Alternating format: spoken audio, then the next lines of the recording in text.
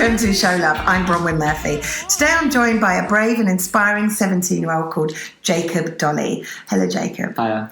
Now, you have an Instagram account called lightning.poems. Look it up. You're going to love it.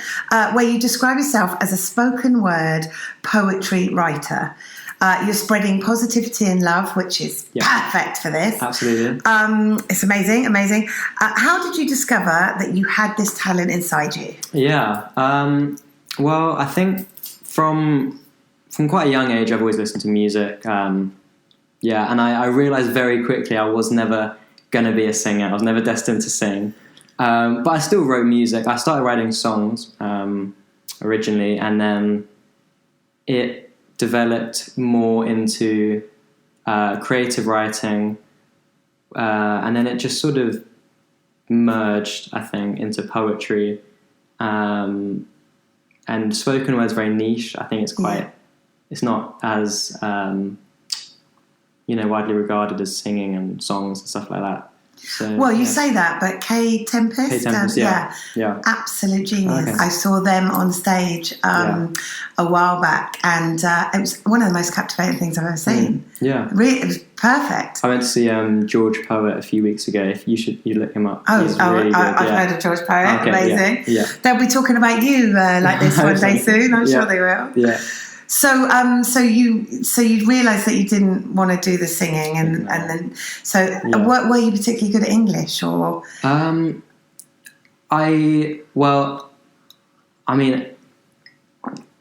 not bragging, but I brag. Go on, this is your time. Brag. But I always got good grades in English. I was always I always got good grades in English, and then I sort of lost the love for it, I guess, until GCSE. I had a really amazing English teacher who loved the subject, and that just sort of pricked my interest up again. Yeah. I got love for writing, and then in lockdown, all the teachers were a bit dreary, a bit, as you would be. A bit sad. We all lost our joy a little bit. Yeah. But he was, the light of soul every day, really happy. Yeah, and he was amazing. What's your teacher's name? Mr. O'Neill. Oh my God! Thank you, Mr. O'Neill. Yeah. That's amazing. So did he sort of encourage you? Yeah, definitely. Yeah. I've spoken to him privately as well about English, and he loves it. Yeah. He probably sees the talent inside you. That's what it is. Yeah. Have you shown your teacher your spoken word? Well, there's a teacher called Mr. Crane who's not an English teacher at all. He's just sort of like he's always like a mentor to me, I think. Oh, that's great. Everyone needs a mentor. Yeah, definitely. And I've shown a few of my English teachers, and yeah. Yeah, and they love it. Yeah, I'm sure you're going to get a lot of fans. Hopefully. You look great. You sound great, as what's his name would say on the X Factor. You've got the X Factor. So some of the stuff you talk about are some of the things that I've covered on this podcast before. Yeah. But I've noticed that one of them is about the tragic realities of knife crime and racism. Yeah. You call that poem "Another Misled Generation." Yeah. Would you say that's a poem? I don't know if that's the right word. Yeah. For it. Yeah. Why did you choose to talk about that? I think a lot of people. Well, actually, first, I think there's a beauty in poetry in the way that where you can hear stories on the news or news reports, and you can read it online.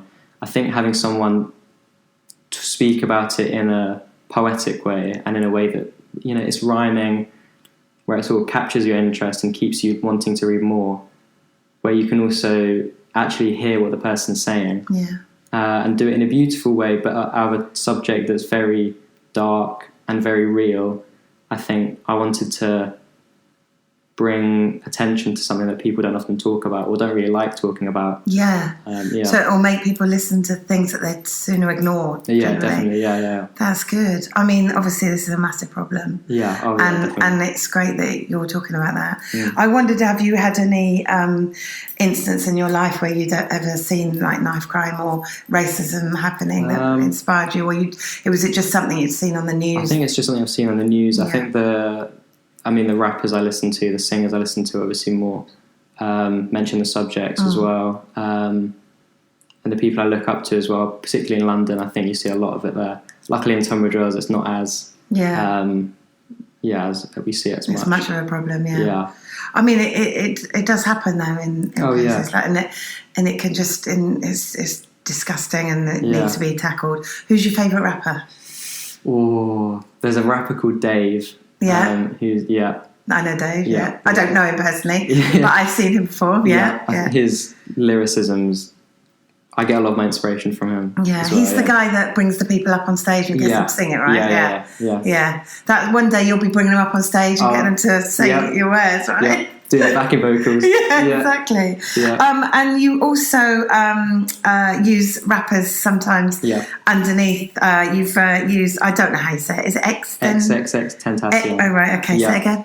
XXXTentacion. Yeah, I know it written down because I see it in my car with the kids playing it. Who was tragically murdered in the USA. Yeah. I know that. I feel quite young and cool right now, but only because I have a son your age and one a little bit older. Yeah. Hopefully there'll be people your age listening to this that need to hear, how to be inspired if they're particularly feeling in a sort of sad state.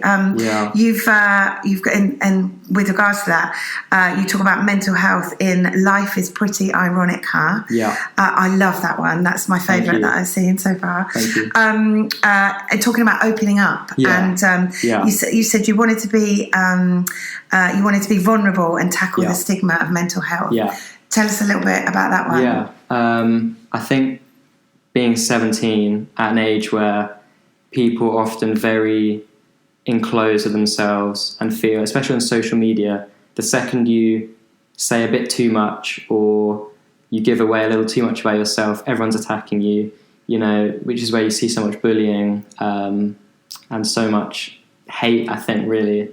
I think people don't want to talk because they feel like they do talk, they're just going to get, rinsed by their mates or the banter will go too far. And I felt like, actually, if someone actually opens up and actually says something, other people will go, oh, you know what? Okay, it is all right. And it's not as scary as it seems. So I can talk. And hopefully that will just inspire other people as well. That's brilliant. I mean, that takes a lot of strength that you've put yourself to be the one that goes, I'm going to be vulnerable. Yeah. Look, I'm going to do this. Yeah. When you did start your Instagram, did you find that anyone did sort of like rinse you?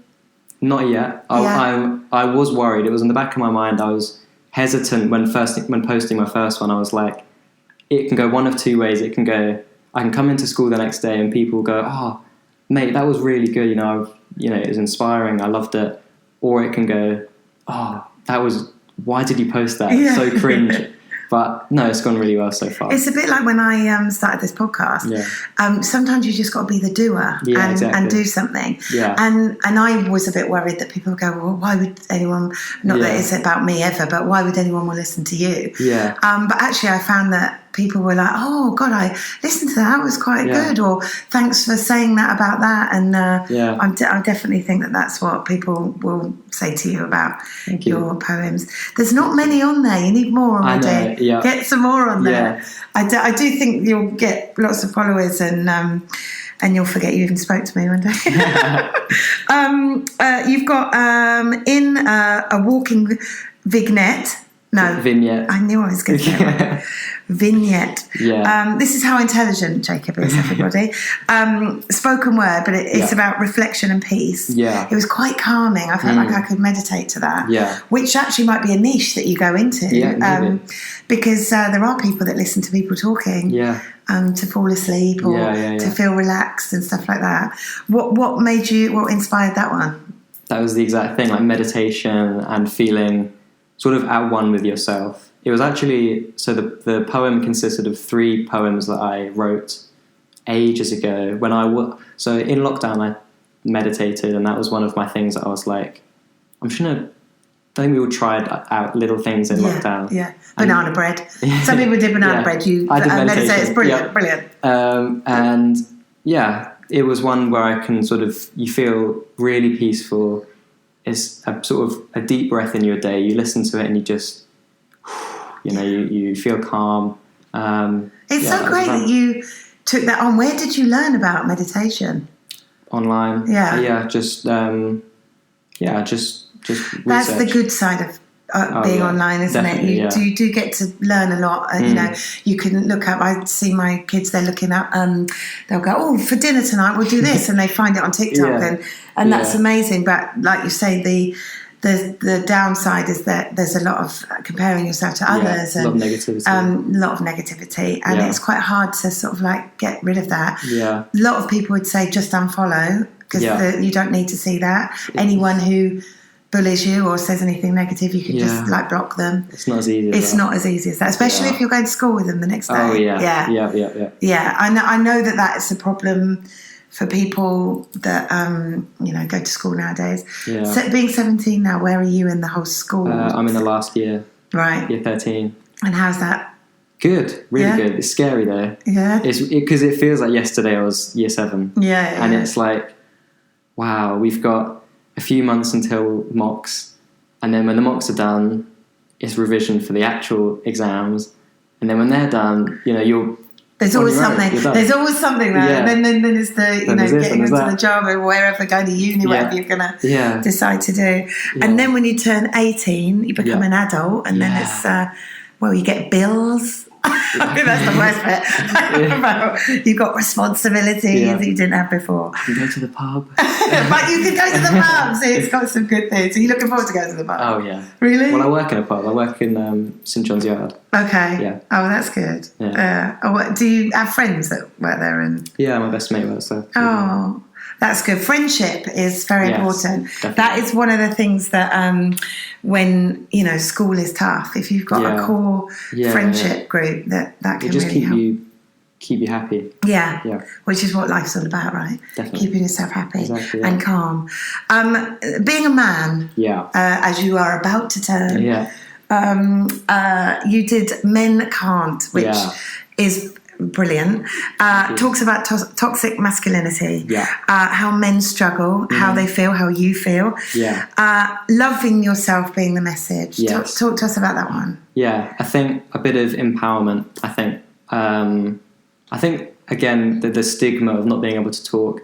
I think especially people have the stigma of men not being able to talk. There's a lot of stigma. Yeah, there's a lot of stigma. Yeah, and often you find that the people that make these rules and say we'll get laugh at you because of whatever are the ones that are struggling more themselves. Exactly, and that is their outlet because they don't like themselves, so they have to make others not like themselves. Yeah, and that starts with like insecurity. It really does. Yeah. If you can work on yourself, then you start making the world a better place. Exactly. Which is why you're so inspiring. Thank you. Because at 17 to be doing this, it's amazing. Yeah. Amazing. Just in that vein, I just wanted to talk because obviously I don't know what number this is, 33 or something podcast. But number 1 I did about Billy Yates, who took his own life, and it's something I come back to because it's horrendous, the figures. Males account for 3/4 of the suicide rates in the UK.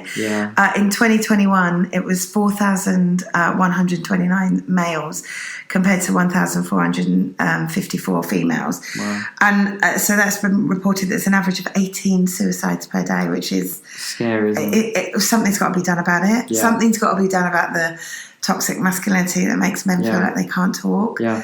The best way to do it is to talk about it. To just talk, which is what you're doing. Yeah. Which is amazing. And that's for men under the age of 45. So the fact that you're talking about this at 17, I know I keep talking about your age, but it's brilliant. Yeah. It's brilliant that you're doing this. So you've got another one called Positivity. About looking towards the light, not focusing on the darkness. What inspired that? I think it's where I am at the moment. I think I almost wanted to compare where I was even a year ago, even a few months ago, such a bad dark place, and now where I am now, I was like, I want to write something saying how happy I am and how there is a light at the end of the tunnel where young people, where men, where anyone can feel like there's no way out, they're stuck in a hole that actually there is that light, and there is somewhere that, somewhere positive that they will get to. So what is it that made you start seeing the light? What started making you... I think I spent so long not focusing on myself, and then, I don't know, it started with just doing little things for yourself. Bit of self-love. Bit of self-love, yeah, definitely. Was that because you didn't feel like you valued yourself? So you didn't think that you deserved to have nice things? Or... And then you get sort of stuck in the mindset of, even to just have a happy day feels weird. And it feels like that's the abnormal thing. Like, usually you should feel like, say, 6 out of the 7 days you feel happy. And like one day you feel a bit crummy is the weird day. Yeah. But it was the opposite. Yeah. And I felt like I didn't deserve to have that happy day. And that's really sad. Yeah.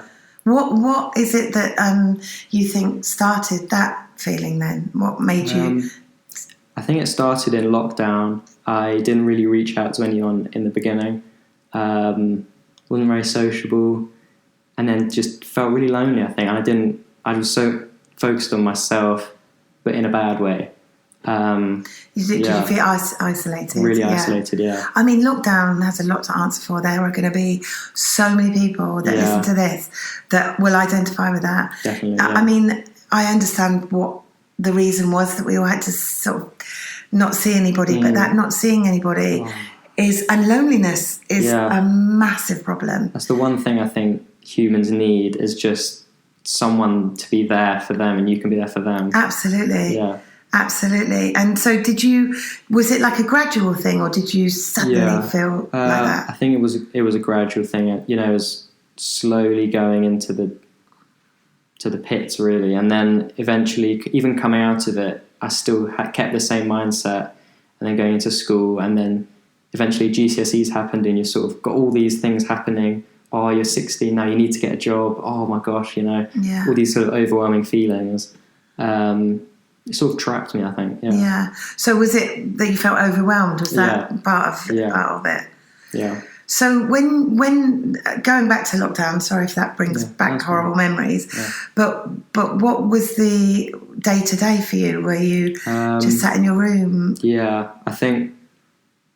Well, it was online learning as well. So waking up 8 o'clock, having school for sort of 8 till 3, and then I think I went on a walk. Because you were allowed one walk. Because I was allowed one walk. Yeah, not allowed out your house. Yeah. Which is, again, what humans need. Exactly, so that's not great. Even then it was, stick on the sort of sad songs and all the dark songs. And then go home, lie in bed, watch a movie, and just feel really just not good. Yeah. It's not good, yeah. It's the way that you love yourself is to kind of have a purpose, and follow your passion, which actually is why it's so brilliant that you're doing this, because obviously you have a passion for spoken word and everything. Like, I always think about Ed Sheeran. You probably know. I love it. I knew you'd love him. But you will know that obviously he was given a guitar, but he had a stutter. He found it really hard, and that can go when you sing. And he used to listen to Eminem records and try and sing as fast as him. And now, obviously, is the global smash that is. Yeah. But there probably were dark times for him when he was in his room and possibly been bullied or what have you. And it's up to yourself, isn't it? Which is, it's, even like your parents probably wanted to help you, but it's only until you go, right, I'm going to change this, that you take that on yourself. So was there a point when you thought, oh, I've actually got a bit of a problem here that I need to do? And I think I won't go too much into it. I was in a long-term relationship, and coming out of that, I was very much in the mindset of, okay, it's now fight or flight. I'm now on my own.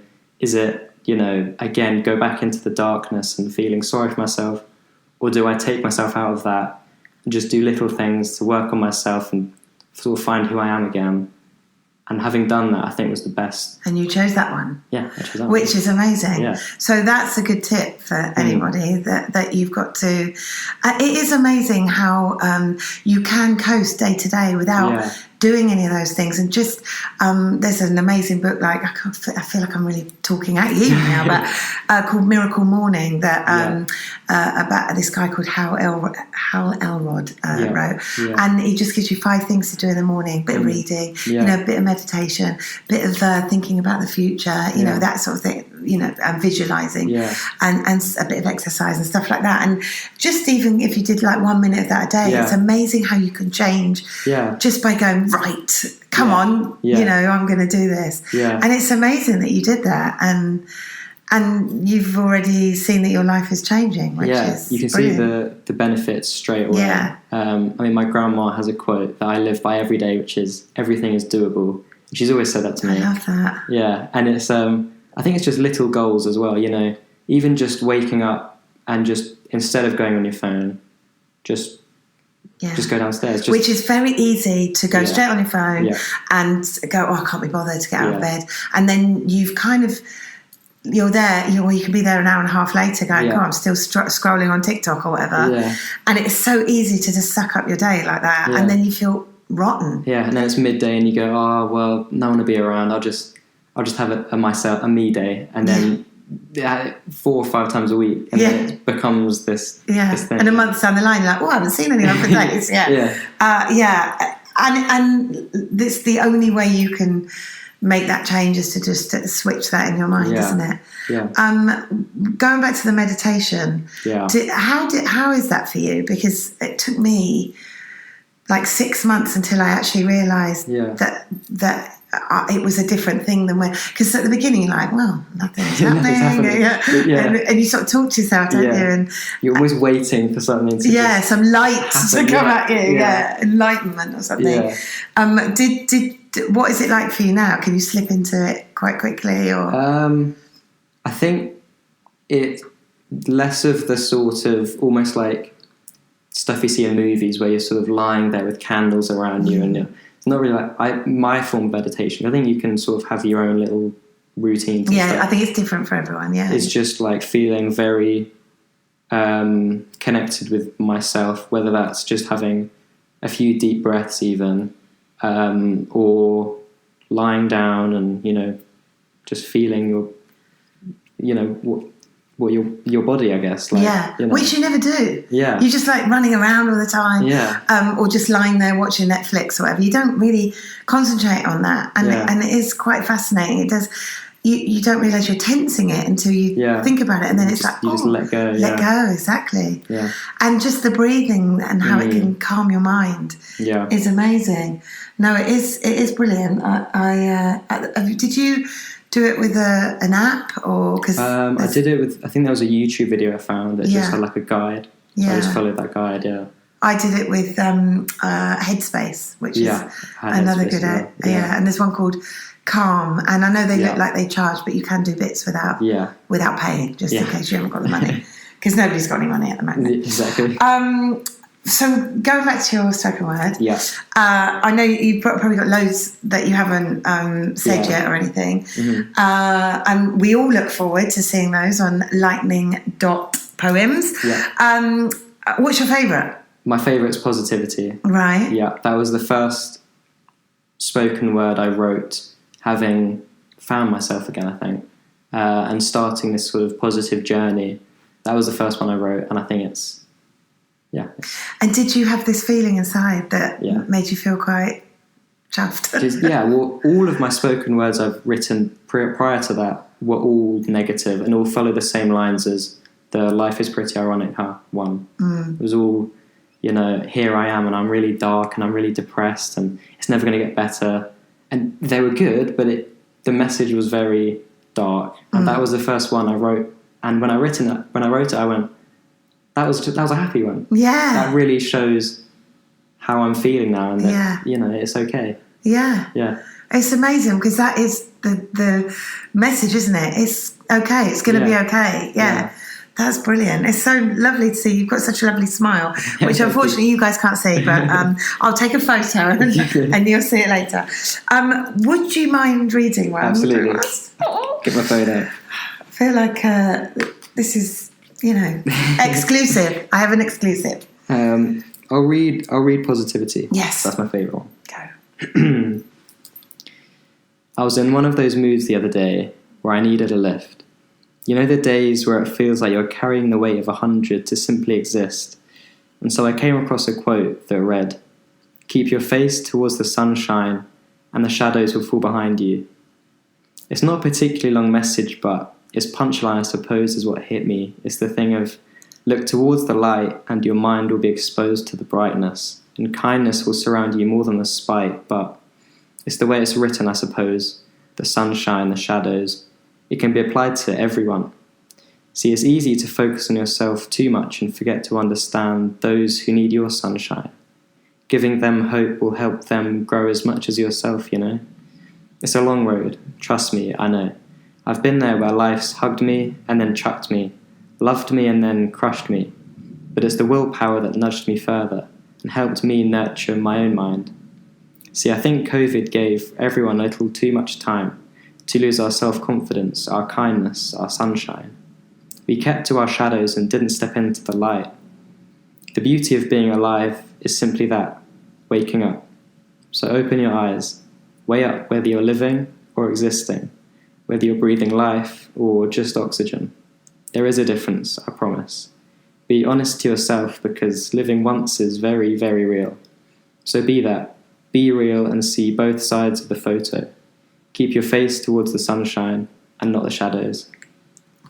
So good. It's so good. It's honestly so good. And you deliver it so well as well. Thank you. There's bits in that about nurturing yourself and that other people need your sunshine. It's just lovely. It's lovely. Thank you. You've recently gone on stage and performed, haven't you? Yeah. How was that? That was a big moment for me because I am awful at speaking in front of people and I always get flustered and your legs go. Well, you're doing a pretty good job right now. But that was a moment where I just started, just like the Ed Sheeran thing when he had a stammer and then as soon as he started singing he was fine. As soon as I started reading it, I felt really confident and really calm and like I was sort of meant to be there. Well, it's your gift, isn't it?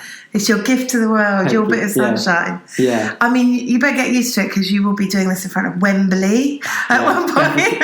Absolutely. Much like Ed Sheeran. What is the goal? What is the future? What would you like to happen? The goal is to inspire people, I think, in whatever way I can. I think being someone that can start the conversation out of young people to other young people, I think as well, that it is okay. I think helping people in a way that they can talk to, just being almost a motivational speaker to my generation, but to all the generations, I think, as well. Yeah. And I do think that your generation do need this. There aren't many you can think of that obviously, there are singers and rappers and stuff that are saying things, but I'm sure that, you're going to be the one that is everyone's listening to. So, yeah. It's the future. You just got to believe in yourself, haven't you? Yeah. Which you're already on the way to doing. In that vein, what have you got any messages for anyone that's young that might be where you were in lockdown? I think I'd say, coming from someone who felt as if there was no way out at all, and that how I was feeling then was what I'd feel for the rest of my life, I think there is absolutely light at the end of the tunnel. I think setting yourself little goals, even if it's just waking up, having a glass of water, and just staying downstairs rather than going back to bed or going on your phone straight away. I think just do little things that focus on yourself, set a routine, set little goals. The that are achievable, that make you feel like you've done something good to yourself, I think is what I'd say to people. Yeah, you need to have a bit of willpower as well, don't you? A bit of self-love as well. A bit of self-love, exactly. That when you wake up in the morning, just go, I'm just going to do this today. And habits form within 21 days or what have you. So before you know it, if you keep this up for a month later, the life is different. And you'll have a beautiful smile like you do right now. I'm so proud of you. Thank you. And thanks so much for doing this podcast. Thank you. Hopefully we kept it nice and short this one, and young people won't have switched off already. We're not as short as a TikTok video, but we're shorter than some of the others. Thanks so much, Jacob. Thank you for having me. I loved it. It's been great talking to you. And just to remind everyone again, lightning.poems. Check it out, and there will be more on there soon. Definitely, yeah. Thank you. Thank you. That's it for now. Love you for listening. And don't forget to show love. Thank you to Ollie Trevors for Saucy Naughty Rubbish and Danny Wright for staying in. Both doing gigs right now, so please check them out. Thank you to Alex McCardle for sound and edits. And please follow us on Instagram, Twitter or Facebook at Show Love UK. And if you want to join the conversation, please join the group Show Love Podcast on Facebook. Thank you. I'll start it in a minute or two. Lay back in bed, reminisce instead. Let's plan it all in my head.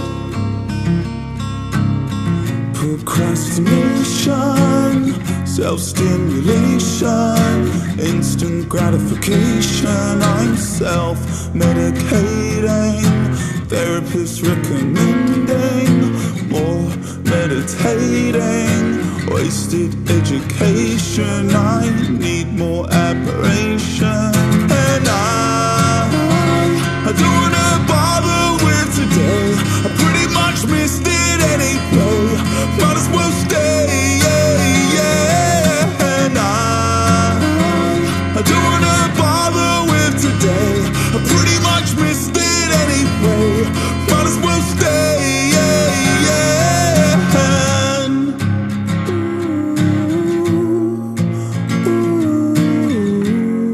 I'm staying in. Come dine with me, repeat it on channel 3. I watch it cause I'm feeling hungry. Try and shift the mood, so I ordered Chinese food. Said fuck it, just keep the change, dude.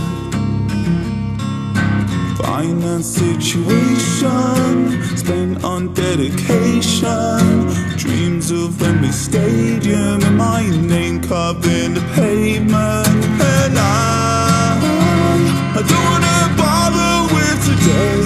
I pretty much missed it anyway.